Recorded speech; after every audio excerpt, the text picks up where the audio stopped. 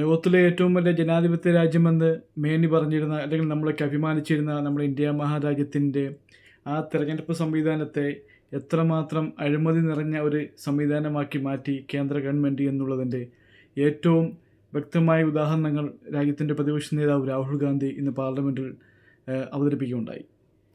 അദ്ദേഹം ചോദിച്ചപ്പോൾ ഏറ്റവും പ്രധാനപ്പെട്ട 3 ചോദ്യങ്ങൾ, ആ ചോദ്യങ്ങൾക്ക് ഇന്നും രാജ്യത്തിൻ്റെ ഓരോ ജനങ്ങൾക്കും ഉള്ള സംശയം തന്നെയാണ് അദ്ദേഹം ചോദിച്ചിരിക്കുന്നത്. അദ്ദേഹം ഇതിനു മുൻപേ മഹാരാഷ്ട്രയിലെയും ഹരിയാനയിലുമൊക്കെ തെരഞ്ഞെടുപ്പ് രംഗത്തുണ്ടായ അഴിമതിയെക്കുറിച്ചിട്ടും അവിടുത്തെ അട്ടിമറിയെക്കുറിച്ചിട്ടൊക്കെ അദ്ദേഹം പരസ്യമായിട്ട് തന്നെ പത്രസമ്മേളനം നടത്തി തെളിവ് നിരത്തി പ്രഖ്യാപിക്കുകയും എല്ലാവരുടെ മുന്നിലൊക്കെ ഇത് അവതരിപ്പിക്കുകയും ചെയ്ത വിഷയം നമുക്കെല്ലാവർക്കും അറിയാം. എന്നിട്ട് ഇപ്പോഴും പല ആളുകളും അദ്ദേഹത്തെ സംശയിക്കുകയും അദ്ദേഹം പറഞ്ഞ കള്ളമാണെന്നൊക്കെ പറഞ്ഞുകൊണ്ട് പ്രചരിപ്പിക്കുകയും ചെയ്യുന്ന ആളുകൾ അവരടക്കം പറയേണ്ട ഒരു ചോദ്യമാണ് അദ്ദേഹം ചോദിച്ചിരിക്കുന്നത്. അദ്ദേഹം അതിന് വേണ്ടി പറഞ്ഞ പ്രധാനപ്പെട്ട കാര്യങ്ങൾ RSS എന്ന് പറയുന്ന ഇന്ത്യ മഹാരാജ്യത്തെ ഏറ്റവും വലിയ തീവ്രവാദ പ്രസ്ഥാനം, ഗാന്ധി വധം അടക്കമുള്ള കാര്യങ്ങളിൽ അന്ന് മുതൽ ഇന്ന് വരെയുള്ള രാജ്യത്തിൻ്റെ എല്ലാവിധ വിധ്വംസക പ്രവർത്തനങ്ങൾക്കും ഒരു സൈഡിൽ നേതൃത്വം കൊടുക്കുന്ന ആ ഒരു പ്രസ്ഥാനം ഇന്ന് രാജ്യത്തിൻ്റെ ഭരണം കൈയാളിയിട്ട് ഇന്ത്യയുടെ ഓരോ സംവിധാനങ്ങളും അവരുടെ കൈകളിലേക്ക് ആയിക്കൊണ്ടിരിക്കുകയാണ്. അവരാദ്യം ചെയ്തത് ഇന്ത്യ മഹാരാജ്യത്തിൻ്റെ വിദ്യാഭ്യാസ രംഗവും സാംസ്കാരിക രംഗവും പിടിച്ചെടുക്കുക എന്നുള്ളതാണ്. ആ വിദ്യാഭ്യാസ രംഗത്ത് രാജ്യത്തിൻ്റെ സർവകലാശാലകളിലൊക്കെ VC നിയമിച്ചിരിക്കുന്നത് വിദ്യാഭ്യാസ യോഗ്യതയോ അക്കാദമിക് നിലവാരമോ ഒന്നും നോക്കിയിട്ടായിരുന്നില്ല. അവർക്കുള്ള ഏക യോഗ്യത എന്ന് പറഞ്ഞാൽ അവർ സംഘപരിവാറിൻ്റെ അനുയായികളാണോ എന്നുള്ളതാണ്. അത് മാത്രം നോക്കിയിട്ട് ഇന്ന് രാജ്യത്തിൻ്റെ വിദ്യാഭ്യാസ സംവിധാനം ആ രീതിയിലേക്ക് മാറ്റിക്കൊണ്ടിരിക്കുകയാണ്. PM ശ്രീ അടക്കമുള്ള പദ്ധതികൾ നമുക്കെല്ലാവർക്കും അറിയാം. അതുപോലെ തന്നെ സംസ്കാര രംഗത്താണെങ്കിലും സംഘപരിവാർ അനുകൂലികളായിട്ടുള്ള ആളുകളെ കുത്തിനിറച്ചുകൊണ്ടിരിക്കുകയാണ്. അങ്ങനെ രണ്ടാമതായിട്ട് അവർ ചെയ്തത് ഇന്ത്യയുടെ അന്വേഷണ ഏജൻസികൾ CBI, ED, income tax department അടക്കമുള്ള അന്വേഷണ ഏജൻസികളെ തങ്ങളുടെ കൈപ്പിടിയിൽ ഒതുക്കിക്കൊണ്ട് തങ്ങളുടെ ആജ്ഞാനുവർത്തികളായ ആളുകളെ അതിൻ്റെ തലപ്പത്ത് നിയമിച്ചുകൊണ്ട് രാജ്യത്തിൻ്റെ അവർക്കെതിരായി നിൽക്കുന്ന ആളുകളൊക്കെ ഓരോരുത്തരായിട്ട് ബ്ലാക്ക്മെയിൽ ചെയ്തും ഭീഷണിപ്പെടുത്തിയും വഴങ്ങാത്തവരെ കേസിൽ കുടുക്കി ജയിലിലിട്ടുമൊക്കെ മുന്നോട്ട് പോയ സാഹചര്യം നമുക്കെല്ലാവർക്കും അറിയാം. ഇങ്ങനെ അവരുടെ കണ്ണിൽ കുറ്റവാളികളായ ആളുകളൊക്കെ അവർക്ക് കീഴടങ്ങിക്കഴിഞ്ഞാൽ അവർക്ക് അവരുടെ അന്വേഷണത്തോടനുബന്ധിച്ച് അതിനുശേഷം അവരുടെ ആജ്ഞാനുവർത്തികളായി കഴിഞ്ഞാൽ അവരെല്ലാം നിരപരാധികളായിട്ട് മാറുകയാണ്. മഹാരാഷ്ട്രയിലടക്കം നിരവധി മുൻകാല മന്ത്രിമാരും മുൻ നേതാക്കന്മാരൊക്കെ BJPയിലേക്ക് കൂറുമാറുകയും നിരവധി അഴിമതി ആരോപണങ്ങൾ ഉന്നയിക്കപ്പെട്ട ആളുകൾ കേൾക്കപ്പെട്ട ആളുകൾ പിന്നീട് അവർ BJPയായി മാറിയപ്പോൾ യാതൊരു ആരോപണങ്ങളും കേൾക്കുന്നില്ല, അവർക്കെതിരുള്ള അന്വേഷണം ഇല്ല, കേസില്ല, ഒന്നുമില്ല. ആ ഒരു അവസ്ഥയിലേക്ക് ഇന്ന് രാജ്യത്തിൻ്റെ അന്വേഷണ ഏജൻസികളെ കൊണ്ടുപോയിക്കൊണ്ടിരിക്കുകയാണ്. ഇത് വ്യക്തമായിട്ടൊന്ന് പാർലമെൻറ്റിൽ രാഹുൽ ഗാന്ധി പറയുകയുണ്ടായി. മൂന്നാമതായിട്ട് രാജ്യത്തിൻ്റെ തെരഞ്ഞെടുപ്പ് സംവിധാനം, ഇന്ത്യ മഹാരാജ്യത്തിൻ്റെ ഏറ്റവും വലിയ ഭരണഘടനാ സ്ഥാപനമായിട്ടുള്ള ഇലക്ഷൻ കമ്മീഷൻ ഓഫ് ഇന്ത്യയുടെ ചീഫ് ഇലക്ഷൻ കമ്മീഷനെ നിയമിക്കാനുള്ള അധികാരം രാഹുൽ ഗാന്ധി ചോദിച്ച പ്രധാനപ്പെട്ട 3 ചോദ്യങ്ങൾ. ഒന്നാമത്തെ ചോദ്യമാണിത്: എന്തുകൊണ്ടാണ് ചീഫ് ഇലക്ഷൻ കമ്മീഷനെ നിയമിക്കാനുള്ള അധികാരത്തിൽ നിന്നും സുപ്രീം കോടതി ചീഫ് ജസ്റ്റിസിനെ ഒഴിവാക്കിയത്? ആ ചോദ്യങ്ങൾ അദ്ദേഹം അന്ന് മുതൽ ഇന്നും ചോദിച്ചുകൊണ്ടിരിക്കുകയാണ്. ഇലക്ഷൻ കമ്മീഷൻ ഇന്ത്യയിലെ ഇലക്ഷൻ സംവിധാനങ്ങളിൽ യാതൊരു കറപ്ഷനുമില്ല, യാതൊരു അഴിമതിയുമില്ല, നിഷ്പക്ഷമായിട്ടാണ് നടക്കുന്നതെന്ന് പറയുന്ന ആളുകൾ പറയേണ്ട ഉത്തരം കൂടിയാണ് ഈ ചോദ്യം. കാരണം പരമ്പരാഗതമായിട്ട് ഇന്ത്യയുടെ ഇലക്ഷൻ കമ്മീഷനെ നിയമിക്കുന്നത് സുപ്രീം കോടതി ചീഫ് ജസ്റ്റിസും പ്രധാനമന്ത്രിയും രാജ്യത്തിൻ്റെ പ്രതിപക്ഷ നേതാവും അടങ്ങുന്ന 3 അംഗ സമിതിയാണ് ഈ ചീഫ് ജസ്റ്റിസിനെ നിയമിക്കാനുള്ള അതോറിറ്റി എന്ന് പറയുന്നത്. എന്നാൽ ആ അതോറിറ്റിയുടെ ആ ഒരു നിയമം മാറ്റിമറിച്ചുകൊണ്ട് സുപ്രീം കോടതി ചീഫ് ജസ്റ്റിസിനെ ഒഴിവാക്കിക്കൊണ്ട് പ്രധാനമന്ത്രിയും ആഭ്യന്തരമന്ത്രിയും പ്രതിപക്ഷ നേതാവും മാത്രം പുതിയതായിട്ട്, അതായത് ചീഫ് ജസ്റ്റിസിനെ ഒഴിവാക്കിക്കൊണ്ട് ആഭ്യന്തര വകുപ്പ് മന്ത്രിയെ അതിലേക്ക് ഉൾപ്പെടുത്തിയിരിക്കുകയാണ്. അതായത് പ്രധാനമന്ത്രി നരേന്ദ്രമോദി, ആഭ്യന്തരമന്ത്രി അമിത്ഷാ. അങ്ങനെ 3-2 ഭൂരിപക്ഷം അപ്പോൾ തന്നെ BJPക്കായി. അപ്പം അവർക്ക് ഇഷ്ടമുള്ള ആളെ ചീഫ് ഇലക്ഷൻ കമ്മീഷനായിട്ട് വെക്കാൻ സാധിക്കും. പ്രതിപക്ഷ നേതാവിൻ്റെ ഉള്ള ഏക വ്യക്തിയുടെ ആ ഒരു അഭിപ്രായത്തിന് യാതൊരു വിലയും ഉണ്ടാവുകയില്ല എന്ന് നമുക്ക് എല്ലാവർക്കും അറിയാം. അപ്പോൾ അത് തന്നെയാണ് ഏറ്റവും വലിയ ഈ കറപ്ഷനൊക്കെ ചെയ്യാൻ വേണ്ടി അവർ ചെയ്ത ഏറ്റവും വലിയ ഒരു മിസ്റ്റേക്കാണ് ചീഫ് ഇലക്ഷൻ കമ്മീഷനെ നിയമിക്കാനുള്ളതിൽ അധികാരത്തിൽ നിന്ന് ചീഫ് ജസ്റ്റിസിനെ ഒഴിവാക്കിയത്. രണ്ടാമത്തെ കാര്യം, 2023 ഡിസംബർ മാസം ലോക്സഭയിൽ കൊണ്ടുവന്ന പുതിയ നിയമപ്രകാരം ചീഫ് ജസ്റ്റിസിന് എതിരെ ഒരു നടപടിയും എടുക്കുവാൻ സാധിക്കില്ല എന്നുള്ളതാണ്. ആ രണ്ടാമത്തെ ഏറ്റവും വലിയ ചോദ്യമായിട്ട് രാഹുൽ ഗാന്ധി ചോദിച്ചൊരു കാര്യമാണ്, എന്തുകൊണ്ടാണ് അങ്ങനെ ഒരു നിയമം കൊണ്ടുവന്നത്? നിങ്ങൾ സുതാര്യമായിട്ടാണ് രാജ്യത്തിൻ്റെ ഇലക്ഷൻ സംവിധാനം കൊണ്ടുപോകുന്നതെങ്കിൽ എന്തുകൊണ്ടാണ് അങ്ങനെ ഒരു നിയമം നിങ്ങൾ കൊണ്ടുവന്നത്? അതിനൊന്നും ഇതുവരെ മറുപടി പ്രധാനമന്ത്രിയോ ആഭ്യന്തരമന്ത്രിയോ രാജ്യത്തിൻ്റെ ഭരണ നേതൃത്വമോ പറഞ്ഞിട്ടില്ല എന്നുള്ളത് നമ്മൾ ചിന്തിക്കണം. മൂന്നാമതായിട്ട് അദ്ദേഹം ചോദിച്ച ചോദ്യമാണ്, പ്രതിപക്ഷ കക്ഷികൾക്ക് എന്തുകൊണ്ടാണ് ഈ ഇലക്ഷൻ നടക്കുന്ന ബൂത്തുകളിലെ വീഡിയോ ദൃശ്യങ്ങൾ നൽകാൻ സാധിക്കാത്തത്? ഇലക്ഷൻ കമ്മീഷൻ കൊണ്ടുവന്ന പുതിയ നിയമപ്രകാരം 45 ദിവസം കഴിഞ്ഞാൽ ആ പോളിംഗ് ബൂത്തിലെ വോട്ട് ചെയ്യുന്ന ആളുകൾ, ക്യൂ നിന്നതിൻ്റെ ആളുകൾ വോട്ട് ചെയ്തതിൻ്റെ ദൃശ്യങ്ങൾ ഓട്ടോമാറ്റിക്കലി ഡിലീറ്റ് ആക്കാനുള്ള അധികാരം ഇലക്ഷൻ കമ്മീഷൻ ആ ഒരു നിയമം കൊണ്ടുവന്ന് കഴിയും. അപ്പം ആ ഒരു നിയമം എന്തുകൊണ്ടാണ് നിങ്ങൾ കൊണ്ടുവന്നത്? എന്തുകൊണ്ട് നിങ്ങളത് സുതാര്യമാക്കിയില്ല എന്നുള്ളതാണ് രാഹുൽ ഗാന്ധി എന്ന് ചോദിച്ചത്. അങ്ങനെ നിരവധി ചോദ്യങ്ങൾ അന്തരീക്ഷത്തിൽ നിൽക്കുകയാണ്. അപ്പോൾ ഈ ഒരു സംവിധാനം ഈ രീതിയിൽ മുന്നോട്ട് പോവുകയാണെങ്കിൽ രാജ്യത്തിൻ്റെ ജനാധിപത്യത്തെ അട്ടിമറിച്ചുകൊണ്ടിരിക്കുകയാണ്. ഇത് മനസ്സിലാക്കിക്കൊണ്ട് നമ്മളെല്ലാവരും ഒന്നിച്ചു നിൽക്കണമെന്നുള്ളതാണ് രാഹുൽ ഗാന്ധി ഇന്ന് ചെയ്ത ആഹ്വാനം. ഇന്ന് അദ്ദേഹം നടത്തിയ പ്രസംഗം, പാർലമെൻറ്റിൽ നടത്തിയ പ്രസംഗത്തിൻ്റെ കട്ടിങ്സ് കൂടി ഇതിനോടൊപ്പം ഞാൻ ഉൾപ്പെടുത്തുന്നുണ്ട്. നമുക്കെല്ലാവർക്കും വളരെ വ്യക്തമായിട്ട് മനസ്സിലാക്കുന്ന രീതിയിലുള്ള ഒരു പ്രഭാഷണമാണ് അദ്ദേഹം നടത്തിയത്. എല്ലാവരും കേൾക്കുക, വിലയിരുത്തുക. Made up of 1.4 billion people, and the fabric is woven together by the vote. Let me repeat it. It is a fabric of 1.5 billion people, and it is woven together by the vote. Everything that we see, in fact, this house where I'm standing today, the Lok Sabha, Rajya Sabha, Vidhan Sabhas across the country, Panchayats across the country, none of them would exist if the vote did not exist. We talk with great pride about HAL, BHEL, ONGC, Tejas, Chandrayaan. We have a list of things we say. Not one of those would exist without the vote.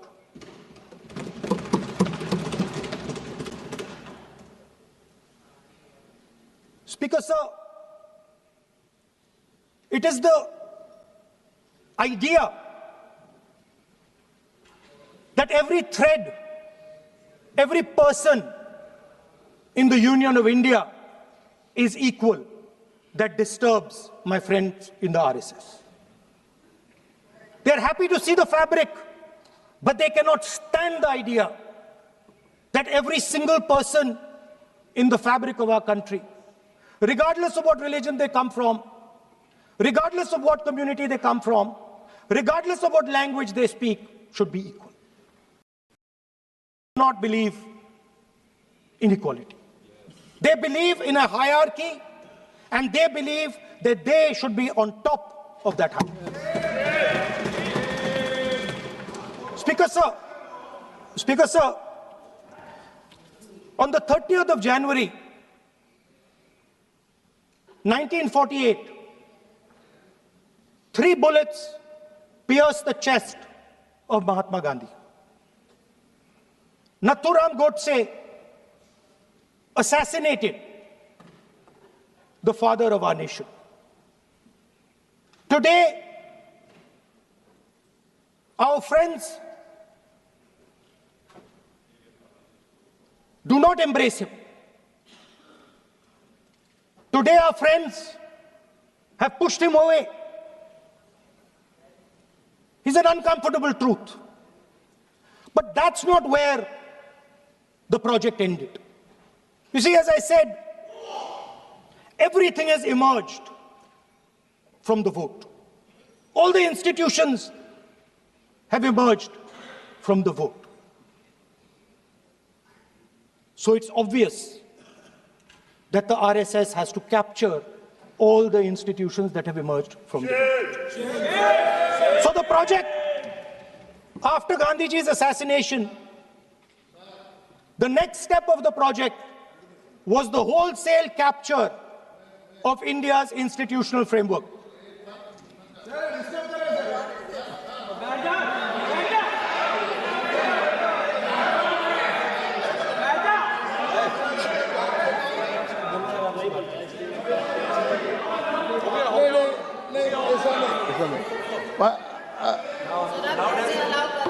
So what is this, sir?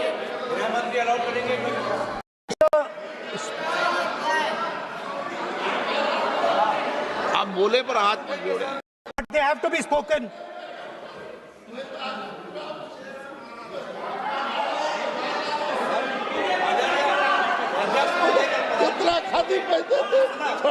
But they have to be spoken.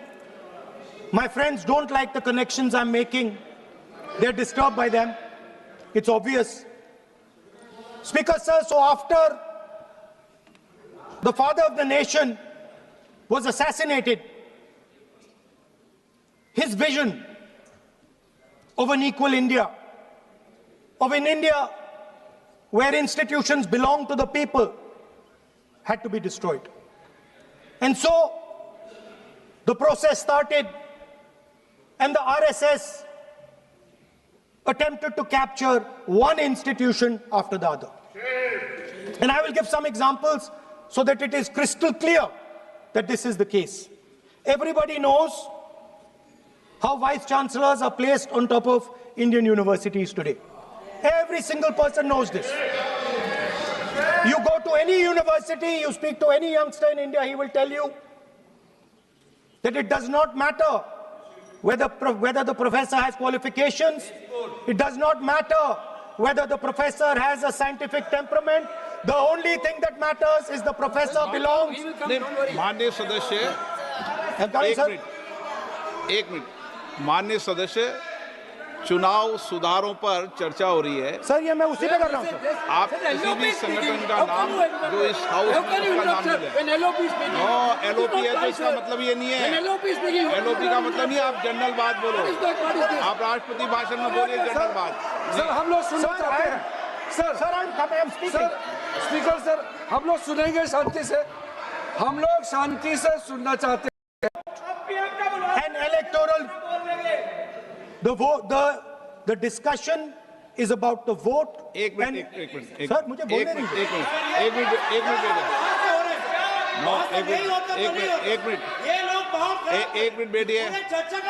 बैठिए।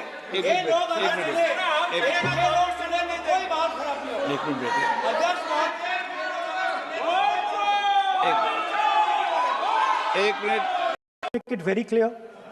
The discussion is about votes. The discussion is about the stealing of votes. The discussion is about the SIR, and I am framing my discussion about votes. Yes. And what is happening here is patently unfair. I am not being allowed to speak. I am being disturbed, and I put my protest here. I have done absolutely nothing wrong. I am talking about the subject. In order to capture the vote, you have to capture institutions. I am saying that institutions of India are captured, and I will come to the point, which is Election Commission is captured. So the project of the RSS was to capture the institutional framework of the country, and I said how the education system has been captured. Vice Chancellor after Vice Chancellor after Vice Chancellor is placed not on merit, not on capability, not on scientific temper, but on the fact that he belongs to a particular organization. Second capture, which helps in destroying democracy, the capture of the intelligence agencies. We have the Home Minister sitting here, the capture of the CBI, of the ED, of the Income Tax Department. And the systematic placement of bureaucrats who favor their ideology and attack the opposition and anybody who chooses to oppose the RSS. That is the second institutional capture. And the third there are many more. I can go on. And the third institutional capture. What is this?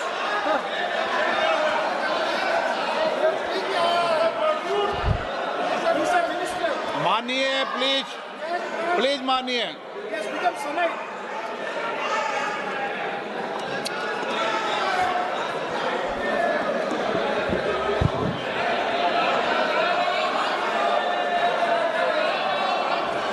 Capture of the institution that directly controls the election system of our country, the Election Commission. Now, I'm not saying this without proof.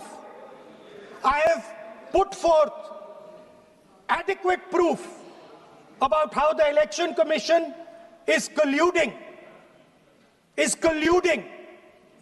with those in power to shape the elections. But I want to ask 3 questions first, which will make it very clear that the BJP is directing and using the Election Commission to damage India's democracy. The first question, why is it that the CJI was removed from the selection panel of the Election Commissioner?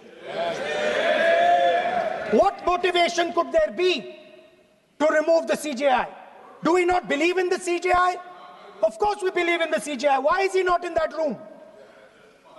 I sit in that room. It is so-called a democratic decision. On one side, Prime Minister Narendra Modi and Mr. Amit Shah. On the other side, the leader of the opposition. I have no voice in that room. What they decide is what happens. So the first question, why is the Prime Minister and Amit Shah so keen on choosing exactly who the Election Commissioner is going to be? Second question, and even more devastating question.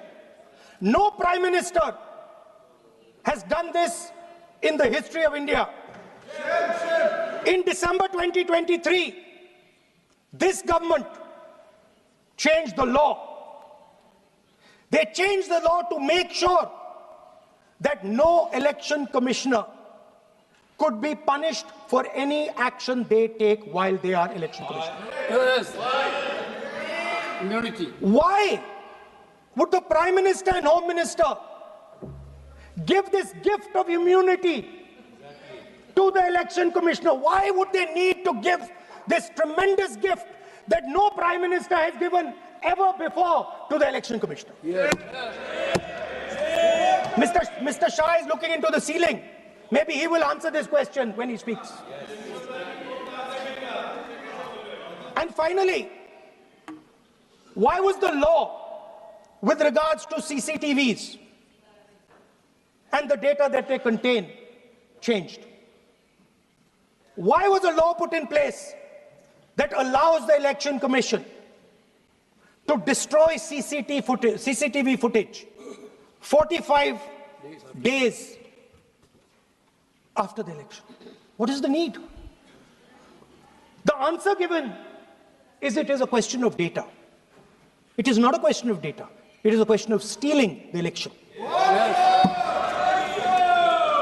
Now, what is the result of this institutional capture?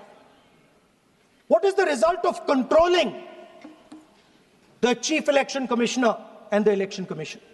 First of all, we have a set of election campaigns that are tailored for the Prime Minister. 3-month, 4-month, 5-month long campaigns are taking place so that the Prime Minister's schedule can be fitted in to the program.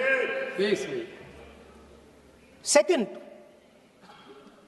we have a Brazilian woman who appears 22 times on the voter list of Haryana. Please. No. 22 times this lady appears.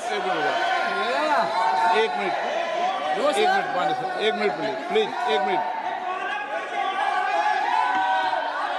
आप नेता प्रतिपक्ष है, मैं इस तरीके से सदन की कार्रवाई नहीं चलने दूंगा। ये सदन है, सदन की गरिमा को बनाए रखें। आप सदन की गरिमा से बोलेंगे तो ठीक नहीं, जैसे सदन नहीं चलेगा। नो, गलत तरीका है आपका, नहीं होगा। आप ले रहिए। आप ले रहिए। नहीं माननीय प्रतिपक्ष के नेता, आप पहले अपने सदस्यों को समझाइए। नहीं चलेगा, नहीं, ठीक नहीं है। No. I don't agree with the showing of photographs here, but it is a reflection of our democratic structure. This is what is happening in our democracy, that you're not allowing us to show. This Brazilian woman has appeared 22 times on the voter list in Haryana. And not only that, there is one woman whose name has appeared 200 times, more than 200 times in one booth in Haryana. And it is very clear, and I have proven without doubt, that the election of Haryana was stolen. And the theft was ensured by the Election Commission of India. I've said it again and again and again. Now, nowhere has the Election Commission answered my questions. The Election Commission has not told me why this lady's picture has appeared on the polling list. They have not told me why lakhs and lakhs of duplicate voters are existing. They have not told me why a BJP leader is coming from Uttar Pradesh to vote in Haryana. These are straightforward questions. And there is clear proof which I have put in front of the country. Right? But the Election Commission has no answer to these questions. And that is the result of the complete capture of the Election Commission by the people across the aisle. By the way, you're talking about SIR in Bihar. Let me say something about SIR in Bihar. Why is it that after the SIR in Bihar, 1.2 lakh duplicate photos are existing in Bihar, in the voting list? If you've cleaned up the voting list, why are there 1.2 lakh duplicates in Bihar? And we've not just proven this about Haryana. We have proven this in Karnataka, we have proven this in Maharashtra, and I'm absolutely certain this is how you're winning elections in Madhya Pradesh, in Uttar Pradesh, in Bihar, across the country. Now, so what I'm putting on the table is, it is very clear that you've captured the institution. I've shown the mechanism of that capture. I'm also showing you how the Election Commission is doing things that are completely out of line. I'm not getting any answers. Right? So now, let us come to how, when we're talking about electoral reform. Electoral reform is very simple. The point is, nobody wants to do it. The government doesn't want to do it. What does electoral reform require? What we've been saying. Number one, give machine-readable voter lists to all political parties 1 month before the election. That's the first step. The second step is take back the law that allows the destruction of CCTVs, CCTV footage. Very simple, not difficult. While you're doing that, also tell us what is the architecture of the EVM. Give us access to the EVM. Let our experts go and see what is inside the EVM. Till today, we have not had access to the EVM. We are not shown the architecture of the EVM. We're not physically allowed to go and see an EVM. Give us the architecture.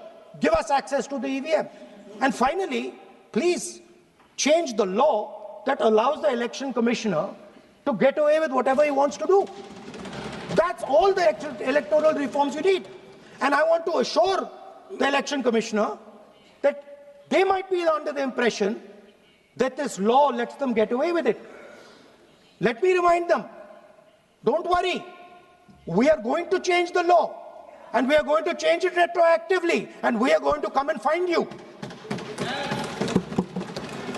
Right? So this is the situation that the country is faced with. You know, everybody says to us, India is the biggest democracy. Actually, I was thinking today, we are not just the biggest democracy, we are the greatest democracy. And I'm not saying it just like that. I'm saying it, America calls itself the oldest democracy. But the democracy that weaves together the largest number of people, the largest diversity of people, the largest number of languages, the largest number of states is this. And so our most powerful asset, the thing that stitches together the entire concept of modern India, stitches together the fabric of modern India, brings people together, allows them to build this great nation, is being attacked by these people. They're destroying it. You know they're destroying it. I know they're destroying it, and they know they're destroying it.